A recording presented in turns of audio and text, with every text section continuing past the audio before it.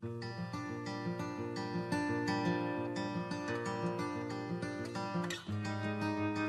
is February the 11th. Today we see the Lord of the Sabbath.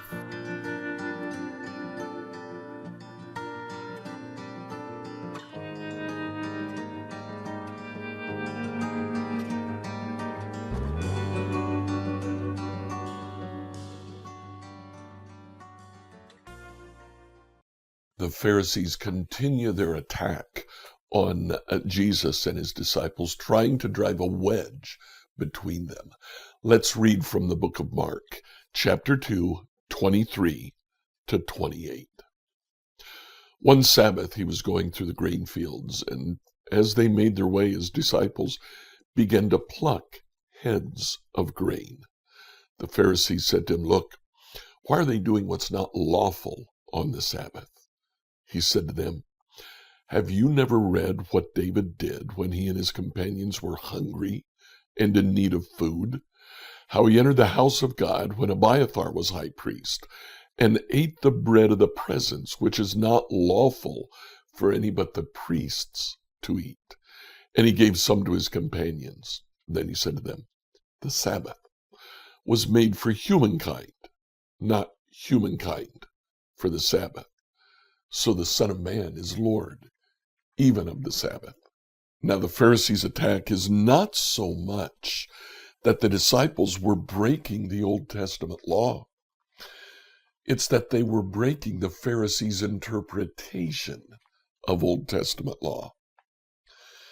Here in the passage, Jesus uses two passages. The first is the story of David going to the priest Abiathar. Let's read that story. Stick around afterwards. I want to make a few comments. 1 Samuel 20, 24 to 21:9, New Revised Standard Version. So David hid himself in the field. When the new moon came, the king sat at the feast to eat. The king sat upon his seat, as at other times, upon the seat by the wall. Jonathan stood while Abner sat by Saul's side, but David's place was empty. Saul did not say anything that day, for he thought, "Something has befallen him. He is not clean. Surely he is not clean." But on the second day, the day after the new moon, David's place was empty. Saul said to his son Jonathan, "Why has the son of Jesse not come to feast either yesterday or today?" Jonathan answered Saul, "David earnestly asked leave of me to go to Bethlehem. He said, 'Let me go, for our family is holding a sacrifice in the city, and my brother has commanded me to be there.' So now, if I have found favor in your sight, let me get away and see my brothers. For this reason he has not come to the king's table." Then Saul's anger was kindled against Jonathan. He said to him, "You son of a rebellious woman, do I not know that you have chosen the son of Jesse to your own shame and to the shame of your mother's nakedness? For as long as the son of Jesse lives upon the earth, neither you nor your kingdom will be established. Now send and bring him to me, for he shall surely die." Then Jonathan answered his father Saul, "Why should he be put to death? What has he done?" But Saul threw his spear at him to strike him. So Jonathan knew that it was the decision of his father to put David to death. Jonathan sprang up from the table with fierce anger and ate no food on the second day of the month, for he was grieved for David, and because his father had disgraced him. In the morning Jonathan went out to the field to the appointment with David, and with him was a little boy. He said to the boy, "Run and find the arrow that I shoot." As the boy ran, he shot an arrow beyond him.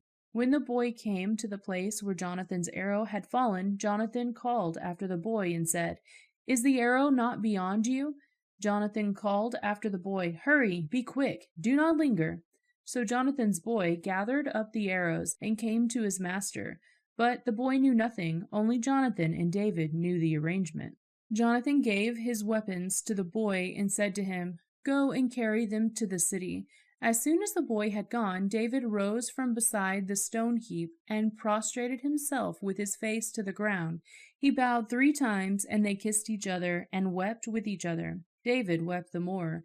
Then Jonathan said to David, Go in peace, since both of us have sworn in the name of the Lord, saying, The Lord shall be between me and you, and between my descendants and your descendants forever." He got up and left, and Jonathan went into the city. 1 Samuel 21, 1-9. David came to Nob, to the priest Ahimelech.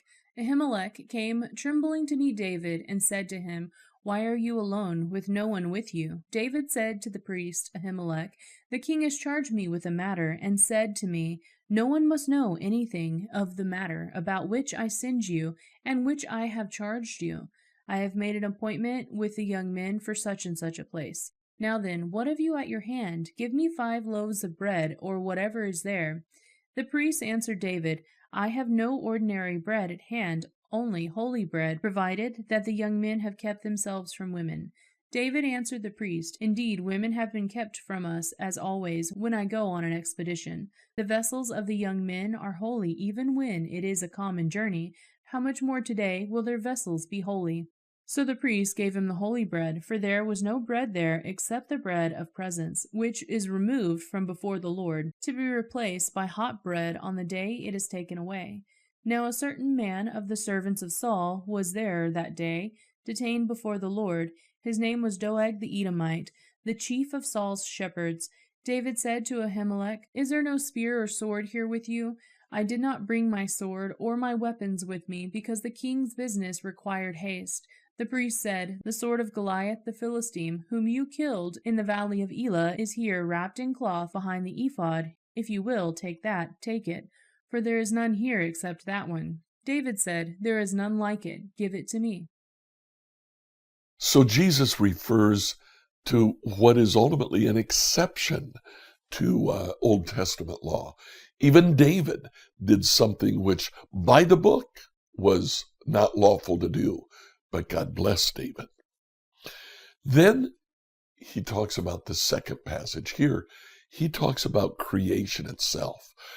What he mentions is that Adam and Eve, mankind, was created on the 6th day. Then on the 7th, God made the Sabbath, not the other way around. He didn't make Sabbath first and then make Adam and Eve. Jesus concludes, so Sabbath was made for man, not man for the Sabbath. So what do we do today? Well, what traditions might you be following that might be holding you back? Give them to the Lord. Ask him to show you a new way. Scripture reading from the New Revised Standard Version by Berate. Let's Find Out Together has a companion podcast, Salty Saints. Zach Kelly and I discuss apologetics, scripture, and theology. Look for Salty Saints on your favorite podcast app.